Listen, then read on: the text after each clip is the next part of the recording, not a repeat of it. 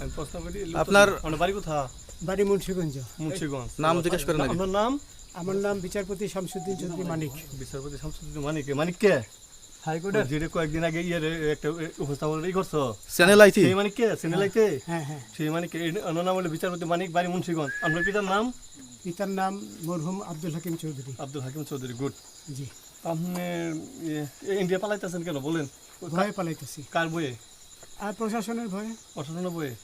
ওই একটা মেয়ে যে বলছিলেন যে ইয়ের বাচ্চা দীপ্তি চৌধুরী। ওইটা আমি খবর চাইছি। নামটা বলার আমি বলি আপনাদের, হ্যাঁ, আমি এই যে দেখেন, আমি হ্যাঁ। ইয়ের রোগী। কিসের? আমি তো কত রুগী নেই, মিডিয়াতে তো খুব সুন্দর আচ্ছা আচ্ছা শোনেন শাহিন স্টাফ একটু বলি, স্লো। হ্যাঁ।